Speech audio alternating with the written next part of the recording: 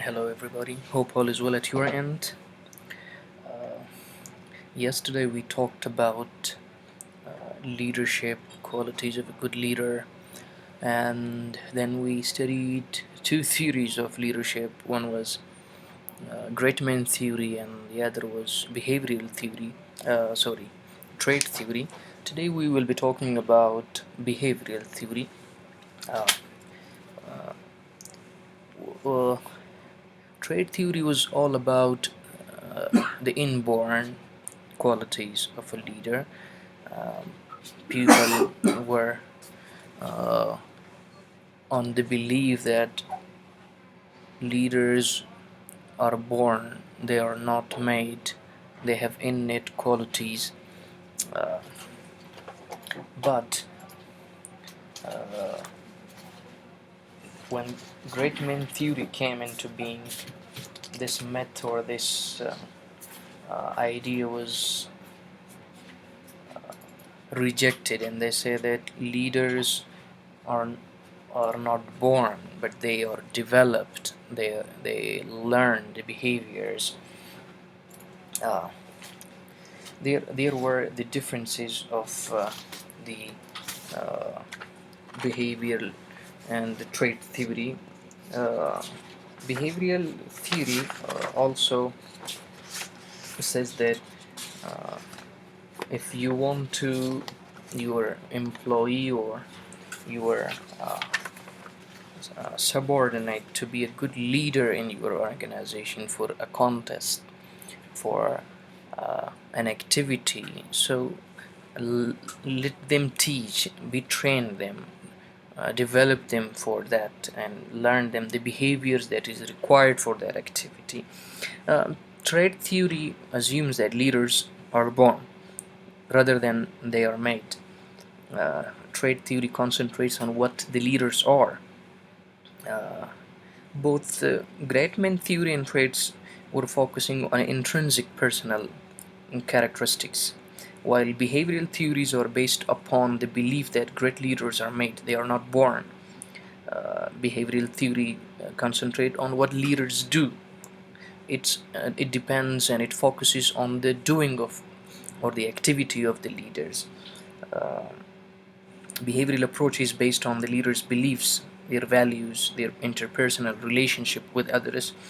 Uh, it considers the leader's attitude, behavior, opinion, and concern about his or her followers or in the organization. Studies leadership behavior from the point of view of motivation, their supervision, and authority. Behavioral theory assumes that specific behavioral patterns of leaders can be acquired, they can be learned, and they can be followed. People can learn to become leaders through teaching and observations. Uh, After the trait theory came into being, then there were questions about that, some criticism over it, that all leaders were not born. So this theory then uh, gave the answer to them that no, leaders can be taught, leaders can be made and developed. The failure of early trait studies led researchers in the late 1940s through the 1960s to go in a different direction. They were going in two different directions. They began looking at the behaviors exhibited by specific leaders. They wondered if there was something unique in the way that effective leaders behave. Uh, they say that if the behavior approach to leadership were successful, it would have implications quite different from those of the trait approach. Trait research provides a basis for selecting the right person to assume the formal position in groups and in organizations that require leadership. In contrast, if behavioral studies were to turn up critical behavioral determinants of the leadership, we could train people to be leaders. The difference between trait and behavioral theories in terms of application lies in their underlying assumptions. Trait theory assumes that leaders are born rather than made. However, if there were specific behaviors that identified leaders, then we could teach leadership. We could design programs for them that are implanted uh, behavioral patterns in individuals who desire to be an effective leaders. Uh, this was surely a more exciting avenue for intent. It meant that the supply of leaders could be expanded. If training worked, we could have an infinite supply of effective leaders. Uh, we say that behavioral leadership or behavioral theory, it's also called style approach. The second name for this theory is also style approach. It means that it's a management philosophy that evaluates the leaders according to their actions they display in the workplace or in their organization. Supporters of this theory believe that all you need to do to be an effective leader is to learn a certain set of behaviors. You need to learn a set of behaviors if you want to be an effective leader. Um, if you are interested in becoming an efficient leader, or you want to be implementing a leadership style, you can benefit from learning about behavioral leadership theory. Uh, this theory argues that the success of a leadership is based on their behavior rather than their natural attributes. E theory क्या است natural attributes را چی نمیکنه در نظر نمیگیره. این میگه که صرف behaviors که است actions که leader میکنه او مهم است و او develop میشه او یاد میشه و یک کس train کنی میشه که او یاد بگیره و good leader شود. This theory believes that leaders are made, not born. Behavioral leadership is highly relevant in a number of fields, in every project, in every organization. The manager, the CEO, the activity coordinator, or any other kind of professional leader can all be evaluated according to the criteria that is developed by the behavioral leadership theory. This theory promotes the idea that all leaders are capable of learning and developing through adopting beneficial behaviors and performing them in their workplace and job. Behavioral leadership theory also encourages leaders to be self-aware of their behavior and to recognize how it affects the productivity and morale of the team. Uh, the other definitions can also be said that it is emphasizing on the behavior of the leadership and they say that it focuses on the leaders' behaviors or how they behave, and they assume that these traits can be copied by other leaders. I told you that the second name for this can be style approach or style description. In the definition, we say that it emphasizes on the behavior of the leader. It focuses exclusively on what leaders do and how they act. I told you at the first that it focuses on the doing of the leader, that what they do, and it is comprised of two general kinds of behaviors. One is called task behavior and the second is called relationship behavior, also called initiating structure or consideration. We will study later these two in Ohio study and the Michigan study. We say that uh, uh, this theory is proposing that specific behaviors differentiate leaders from non-leadership. And now to differentiate trait theory and behavioral theory, we say that leadership is inherent while behavioral leadership is a skill set. Uh, so these theories concentrate on what leaders actually do rather than on their qualities. At the first, we said that the different patterns of behaviors are observed and they are categorized as styles of leadership. This area has probably been attracted by most attention from the practicing managers. Uh,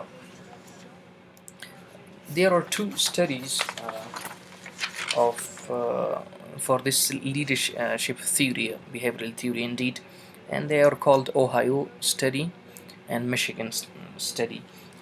Ohio study says that behavioral theories resulted from research that began at Ohio State University, and it was in the late 1940s. Researchers of this study uh, sought to identify independent dimensions of leadership behavior. They began about 1,000 dimensions. They eventually narrowed down them to two, and they are called initiating, structure, and consideration. If you remember, we studied in the first slide initiating behaviors and task behaviors. Task behavior is called initiating behavior, and relationship behavior is called the consideration. Uh, there are many other theories also, and also styles and behaviors and studies. There are three studies that Blake Moton in Ohio and Michigan. Styles of them are orientation or toward task and their orientation toward people. The behaviors of the leader can be action, they can be values, they can be beliefs and relationship. So the the Ohio State researchers have had more than 1,000 dimensions, but they narrowed down to two, and they are called initiating, structure, and consideration. Initiating structure means that the extent to which a leader is likely to define and structure his or her role and those of employees in the work. Uh, uh, it includes behavior that attempts to organize work and work relationships and goals. The uh, leaders is characterized a high initiating structure, and that could describe as someone who assigns groups members to a particular task. They expect workers to maintain definite standards of performance and emphasize meeting the deadlines that are given by the leaders. While consideration means uh, that it is described as the extent to which a person is likely to have job relationship that are characterized by mutual trust, respect for employees' ideas, and regard for their feelings. We could describe a leader high in consideration as one who helps employees as with personal problems, uh, who is friendly and approachable. He treats all the employees as equal, and he expresses appreciation and support. The one who is consideration means that he has a good relationship with his employees. Uh, the result of Ohio State studies were thought to be disappointing.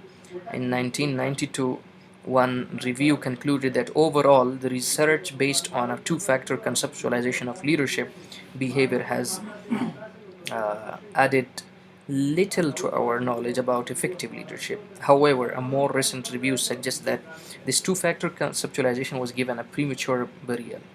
A review of 160 studies found that both initiating structure and consideration were associated with effective leadership.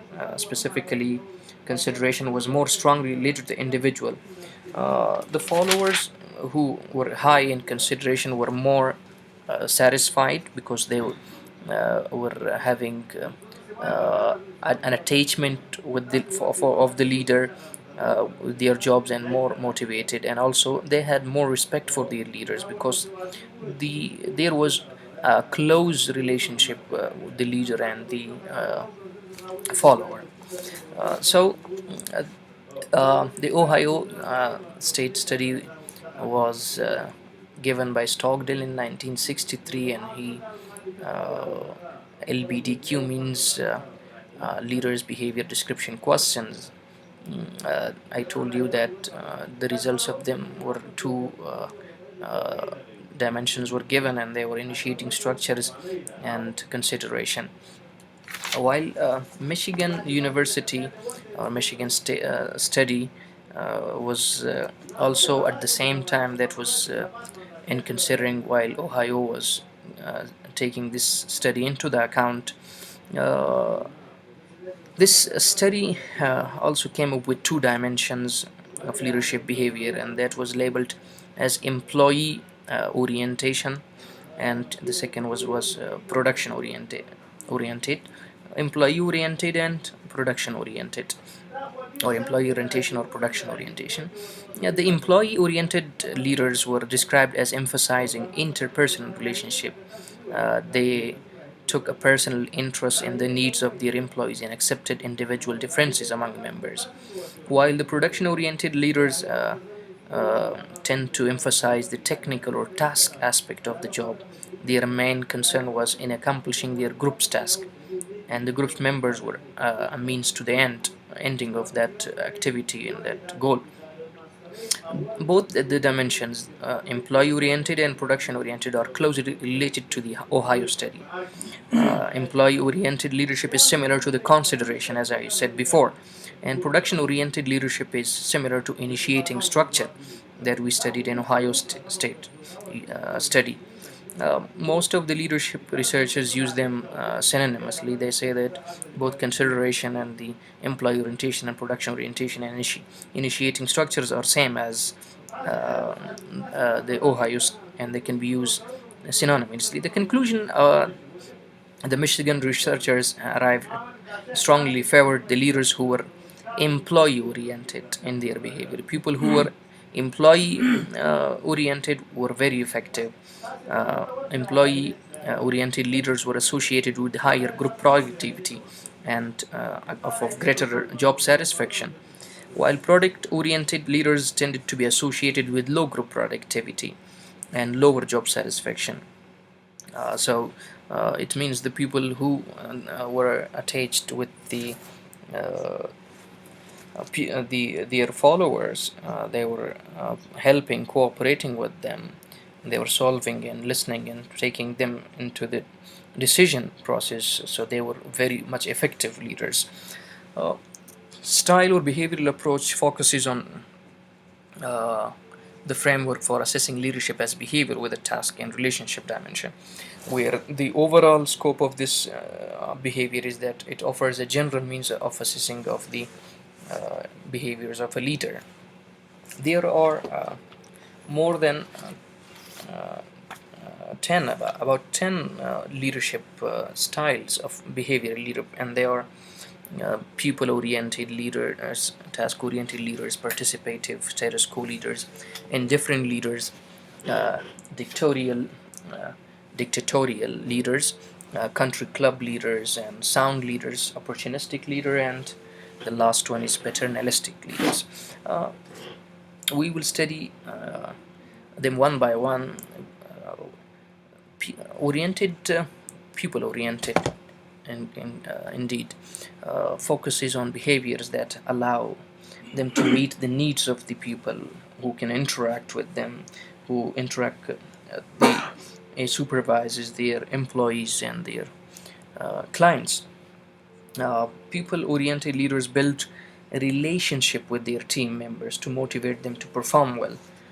Such leaders have got some qualities, some behaviors, and they are encouraging collaboration, they're rewarding success, they observe their team's progress, and they are mentoring team members. The second type of the behavior leadership style is task oriented leaders. As from the name, we can understand that they are task oriented. The car خلق دي هغه کار غواړي. So هغه څوک چې د کار پورې نښتي وي یا د کار ظرفیت لرونکي وي یا چې د هغوی مین او ایم دا وي چې هغوی the car result غواړي او کار غواړي. Such kind of leaders are called task oriented leaders. They are primarily focusing on setting goals and achieving them. Task oriented leaders are thrive in a well structured environment and often show authoritative behavior. They are typically more focused on their team's final results rather than day to day developmental process. Their behaviors can be initiating projects, the organizing processes, clarifying instructions, they are gathering relevant data. Third type of leadership style is participative leader. Such kind of leaders are those who are cooperating people. In the two dimensions of both the Ohio and the Michigan studies, we state that the people who are attached, who are involved in asking them their followers, their employees, who are attached to them, who listens to them, are called participative leaders, and they are much effective leaders. So such kind of people make effort to include their entire team in decision making process. So the best thing is that they put them in the decision making, and they communicate with them. They have feedback from them. Uh, they Such kind of people know their team strengths and the weaknesses, and then assign task them accordingly. That which person, sorry, which person is better or suited for which activity, a right person for the right job. Uh, uh, this kind of leadership style allows every team member voice to be heard, and they are considered. Such kind of people have got some behaviors, and they can be facilitate the team meetings, ask for constructive feedback, they take suggestions for improvement, and they delegate tasks to other team members. Status quo leaders are also a kind of leader. Status quo is the antonym of change. Status quo mean په یو حالت کې د یک حالت باشه دیگه تغییر نمیکنه. Such kind of leaders are those who are prioritizing both productivity and employee satisfaction. They ensure that all tasks are finished on time, while also providing support and encouragement to their team. But status quo leaders typically meet the needs of their team without going above or beyond the expectations. This is the one problem in status quo, that they do not go beyond the expectation of the objective. They just meet the objectives. Some behaviors that are associated with status quo leaders include distributing tasks evenly, requiring regular progress reports, they enforce company policies fairly, they respond to feedback neutrally, everyone. Fourth type of leadership style is indifferent leaders. Which kind of leaders are they? They do not prioritize interaction. They do not communicate with their team members or the team. They usually oversee progress from a distance. They see things from a very far distance, and he does not contribute to the team's daily efforts. Uh, Due to the lack of cooperation, an indifferent leadership style is widely considered the most ineffective leadership style, and some of the behaviors that they have can be avoiding questions, procrastinating, self-preserving. They assign unwanted tasks to others. They are not effective leaders, and rather than participative leaders, as we studied before. The fifth type of leadership style and leaders are called dictatorial leaders. You can understand from the name that they are dictators, uh, dictatoranui. So these kind of leaders value results more than the people do. What people do, they do not talk about it. They just need results. Give me the results. Such kind of people are called dictatorial leaders. They may pressure their team members to perform well, even doing stressful or challenging activities. Uh, uh, they they are people who uh, are delivering high quality results, but may experience high turnover, or they can upset their colleagues, their team members, or their followers, because he is burning out, and he gives challenging jobs. Therefore, some qualities that they have is setting in flexible deadlines, because he needs for a very short term deadline, so he will stress you, he will challenge you, and he will give you short deadlines. He will disregard excuses. He will ignore feedback, and he is good for achieving short-term goals. For long-term goals, a dictatorial leader is not well suited. Next is country club leaders. Which kind of leaders are they? They are the people who are in favor of satisfying and making happy their team members. They believe that a team that is comfortable and well provided is more likely to be successful. They say that Team members are likely to show high levels of trust and loyalty when working with country clubs leaders. Some country club leaders might sacrifice productivity in exchange for improving their team's morale or workplace. Uh, some of the qualities of the country club leaders can be responding to team member feedback, focusing on employees' well being, they are defending employees' interests and rights, they are supporting the team members' decision. Seventh type of leadership style is sound leaders. Which kind of leaders are they? Sound leaders considered the most effective after participative. Uh, they say that it's difficult to implement practically in one's life or in the organization context, and they are equally prioritizing productivity and team morale. How is it possible that they make equal د څنګه کېدلی شي چې دواړه په یو تله کې واچي هم خلکو ته پروډکټیویټي چې دی هغه دغه ورکي پریورټیزیشن ورکي اولویت ورکي او بیا ټیم مورال هم های کي نو یا خو به چې دی یا به پروډکټیویټي زیاته نه غواړي یا به د ټیم مورال زیات غواړي ځکه دا دواړه په یو وخت کې ډېره زیاته نامناسبه خبره ده.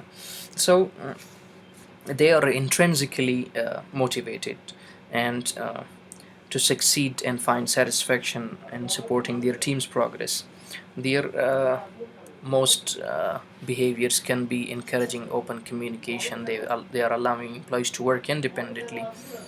They are listening to and they implement the feedback that they receive from their employees or team members.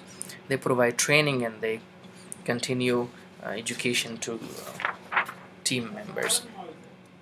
The eighth type of the leadership is called eighth or ninth is opportunistic leader. Opportunistic leader, from the name we can say they avail opportunity and they seek the opportunity. Such kind of leaders choose different behaviors from the previous styles. They are able to adjust and adopt their leadership styles to fit a particular situation. They are goal oriented and will use whatever methods are necessary to achieve any method, any way, any possible way that fit for them. They adopt it because they want to seek, they want to avail the opportunity. So by any mean, by any way, they can receive it. The specific behaviors of this kind of leadership style can be lack of consistency, pursuing results regardless of cost, enforcing their own standards for success, caring for their team with the goal of improving performance. The last one is paternalistic leader. Paternal means father side, so this type of leadership strives to be stern but fair, just like a father with a child. Such kind of leaders are goal oriented, but they are willing to be flexible in regard to methodology. They frequently set lofty goals and reward team members to achieve them. They value their team members' individual skills and offer opportunities for them to develop them professionally. Some behaviors that are associated with paternalistic are rewarding positive behavior or success, disciplining failure, disregarding feedback, offering leadership opportunities for promising employees. Oh. What are the advantages of this kind of leadership? The advantages of this kind of behavioral theory are that leaders can learn, they can implement, and everyone can be a leader. They say that it gives a flexible and adoptive approach of on their any circumstance, and any time, any circumstance, a leader can change and can be flexible and they can adopt to each other. Another great benefit of this leadership style is that it suggests anyone is capable of becoming a leader. There are no ground realities and ground rules for them to who will be a good leader. Anyone can be he who adopts such behaviors. The disadvantages of this theory is that it allows flexibility. It doesn't suggest that which behavior is good at this or that circumstance or that situation. There are dozens of leadership styles. We studied 10 of them, uh, but there is no right behavior or style for every circumstance. So this is the disadvantages. One example I'd bring here is that uh, uh, if we take the example of task oriented versus a people oriented, if there was a problem with a team, and a task oriented leader will look at the process because he is a task related person, so he will be focusing on the process to see if something needs to be adjusted with the workflow. But if you come to a people oriented leader, so what will he do? He will directly go to the team or the team members and will ask what the issue is all about. So uh, whatever the behavior you choose, the behavioral leadership theory helps leaders focus on their actions and utilize their decisions to be a great leader. If you remember, if you see in this example, a task oriented looked into an account the process of the activity, that what were needed, while the pupil oriented leader just came in, asked them what is the problem, and he asked about the issue. So look, one situation with two different styles they come into being. The strength of this approach is that after the trait theory, they say that leaders are not born but they can be developed. Um, Broad range of studies have been done in this. It validates that and gives credibility to the basic tenets of this approach, behavioral approach. They say that at conceptual level, a leader's style is composed of two, and there are task and relationship. One should be task, and the other should be relationship. We studied in initiating structure and consideration.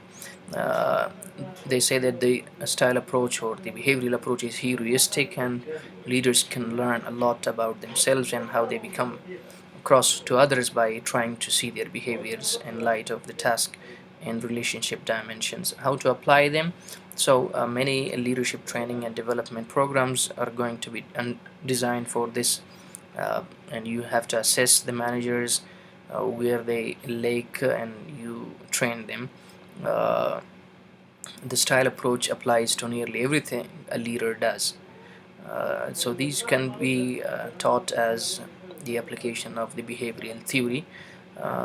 Thank you very much. If you've got any questions regarding behavioral theory, uh, so you can WhatsApp me, or you can ask in the LMS, comment in the LMS.